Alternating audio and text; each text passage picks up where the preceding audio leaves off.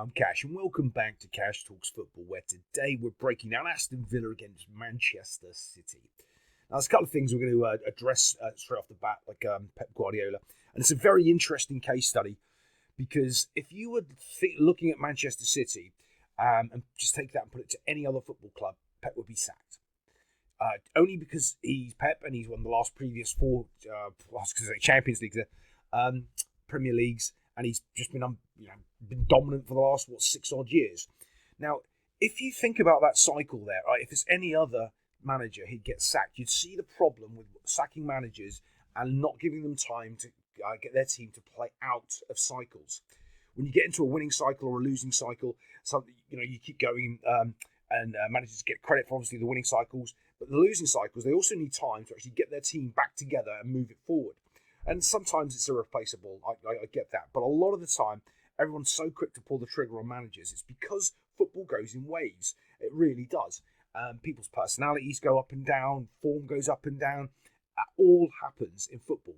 And a lot of the times, they're so quick just to pull the trigger, to get in a new manager, and that'll be the classic is probably Manchester United, and not give them time to build a team and actually do things properly, because it does take time.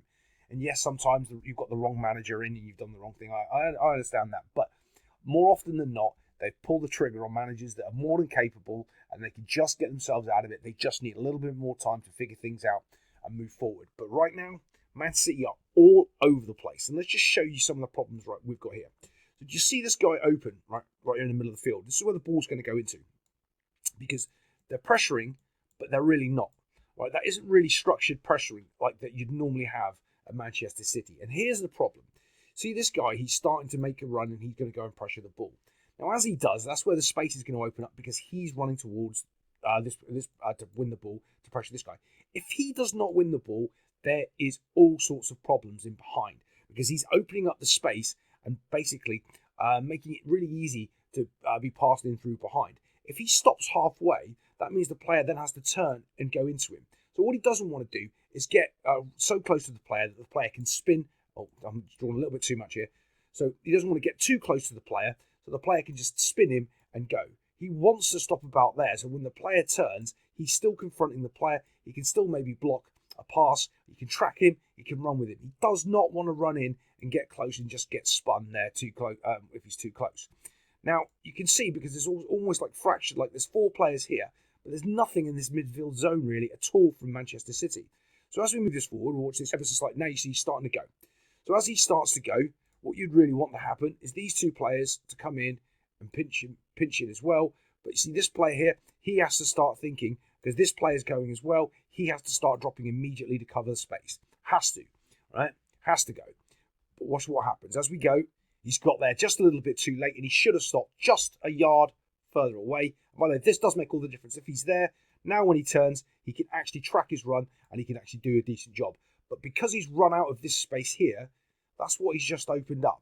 If he doesn't win this ball, all sorts of problems happen, and he doesn't. Now you can see the Villa player's got half a yard on him. He's done a turn, and he can go because that extra half a yard where that player, the Man City players come in, is now to the advantage of the Aston Villa player. The Aston Villa other guy here, so I don't know any of their Villa team at all, to be honest. I think Tillerman's played for them. That's about it. I can remember. Dunn, is he? I don't know. But he's already spotted and already making the run in behind straight away. Remember, that space that he's opened up isn't for someone to go into. It's for the ball to get passed through. That's even easier for him. This little chappy here hasn't even identified that this player's running off the back of him, and he should really just start getting on his bike. You cannot be thinking about playing offside right now because you are so high on this line. You know that ball's going in behind, so you have to start your recovery run early. This guy's just casually walking. He's not really bothered. So as this ball goes, bosh, off we go. Do we see? If they had started their run just a little bit earlier, they would already been ready to intercept this pass, but they weren't reading it. They think that they're safe on the halfway line. I don't understand why. You'd have to start dropping because of that gap, because of that space has been opened up. Now it's just a foot race, and I think it's this cat here I was watching. His body language just dictates that he just does not care. He just sort of slows his run a little bit. Yeah. Can you see that? He's just like, I'm never catching him. I'm not trying. That's something you see. You don't even see it like at the bottom of the table teams, because the bottom of the table teams, they actually overwork. They work so hard to try to stop things from happening. But he's just like, whatever. I'm not catching him. And as we can see, we move a couple of frames forward. Now look at that separation. Absolutely massive separation. The player that was right, he ran off the back of him, nowhere to be seen. Off to the races. Just a simple pass across. No one's there. Look, can you see the sort of lack of effort from the Man City players? And it's all of them. They're not sharp. They're not focused. They're just gone. It's like they're all too tired. And what I don't mean like physically tired. I mean like mentally tired, mentally worn out. Now here's some inside source with Pep Guardiola. Because of the way he coaches, he has this thing where he pits players against people and like says, "Oh, he's better than you," or "He's better than him," and winds up players quite often. That's why you don't find a lot of players wanting to go back and play for Pep Guardiola. And because he does that, he plays these little mind games and he's super intense all the time. It can break you mentally, can really wear you down. What always happens though is because you're winning, none of that stuff bothers you. But when you start losing, it starts getting worse and worse and worse and worse. I cannot see him digging out, changing this situation around anytime soon. I think it's just going to keep getting worse and worse and worse. But there we go. In the Villa come, and he gets himself a nice little goal. We're just going to have a little look here from this this wide view where we can see the whole team, where the keeper's just passed the ball and he's got the ball there. Look at this. 1v1 at the back. He is way too wide. And there's absolutely no cover here in the middle. Look at the gaps between here. That is it's criminal with this standard of football. This is the problem they've got. And obviously you can see this guy's gone and you can see the gap that's opened up there. Look at how much space there is here. It is huge. You could park a bus in there. I mean, it's so wide. They're so wide open to pass through.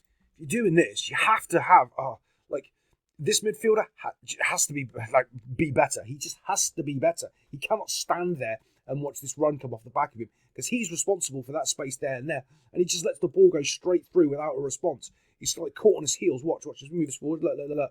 He's just sort of jogging a bit, and the other guy's already off on a full sprint. But that's just because of how much space there is. It's just huge. You cannot have these areas of space defended. You can't. You're just going to get picked apart. Same problem here, and it's our good old friend Kyle Walker, who's always going to give away a goal for Man City, because that's what he does. Over-pressuring the ball and getting turned and beaten. Watch. As the ball comes in, turns over-pressured, and this guy starts running. This is where he starts his run. I'm going to put some little clips forward because it's quite long, and I can't play in one continuous motion for obvious reasons. But this is where he starts. Kyle Walker tries to tackle him, and obviously isn't very good at the football, so he doesn't win the ball. And this guy starts to run back with him. Let's just watch this a little. Here they both are again, trying to chase the old would-be protagonist as he's running down the field with the ball. Neither of them are strong enough to actually try to tackle or win the ball because they're on the wrong side of the ball in the first place. But he just gets to run through straight all the way through the Man City midfield. Here he is, still running through, not a tackle to be seen inside until someone tries. I don't know if he's taking him down or what he's trying to do there. Okay, again, this is classic overcoaching and people just not knowing how to play football. If you haven't seen any of my coaching courses, in my part 2 that's coming up pretty soon, I'm going to address this an awful lot from the youth level. There's an awful lot for me to go over from that. It's going to be a very long video explaining about the destruction of football and how it's happened, and it's only going to get worse. Watch this guy here, right? Here he is. He's going back to defend instead of... no one's actually told him he can win the football wherever he wants on the field. He can go and win the football anytime he wants.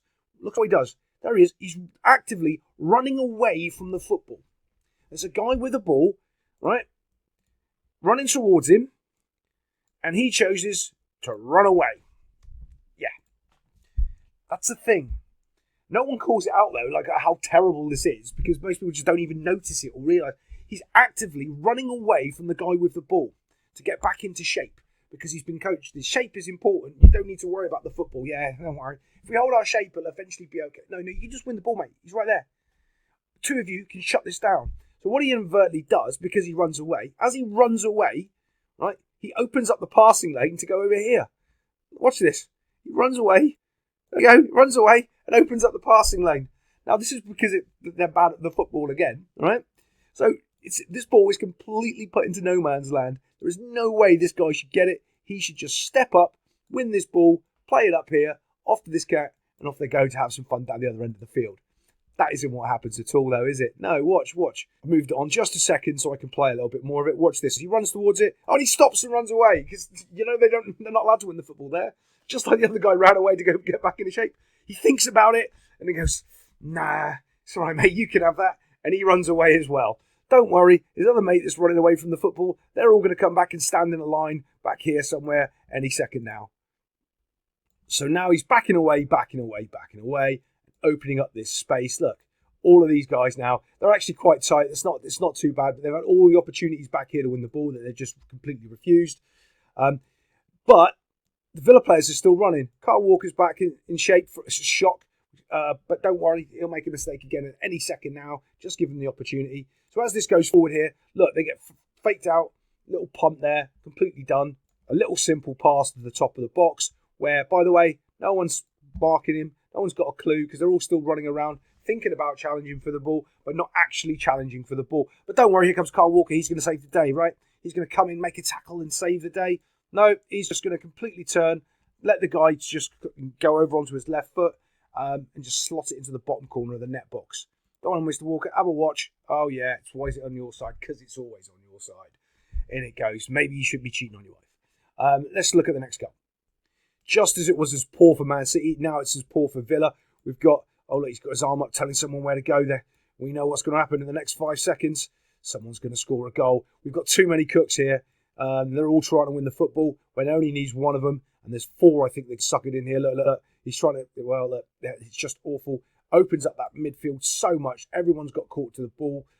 And he's wide open there. Actually, I think he makes a bit of a hash of it when he receives this ball. I'm thinking when he receives that ball, he's going straight into that space there and getting his shot off. That's what I would be thinking he'd be doing. He doesn't. And the main reason he doesn't is because the Villa defender actually does something decent. He comes out and actually challenges for the ball, stops him a little bit, has a bit of a ricochet and a bit of a bounce. There it goes down. Not sure if the Villa player falls here or what. I don't know what goes on. He just sort of gives up the ball. But Foden, you can see, look, he's actually trying. He's got a little bit of fight left in him. He's trying to get forward. He's trying to win the ball. He's trying to do something right here. And that's what pays off. I don't know, the Villa player looks just like he falls over. Sort of slips on the ball or something. But this is where hard work pays off. I think this is Foden's first goal of the season as well. He's really not performing this year very well. Again, it comes down to you can just get mentally brain fried. It does happen. And there's not really much for it except for time off. You can't just down talk, just stop. It's the only thing you can really do to come back afresh. While Jurgen Klopp left coaching, I think Pep, everyone thinks he's going to stay next season. I don't think he will. Same reason. But Foden gets himself a little goal. Bosh. It's not good enough from City. And on this form, they might get relegated. Other than that, I'll see you next time on Cash Talks Football.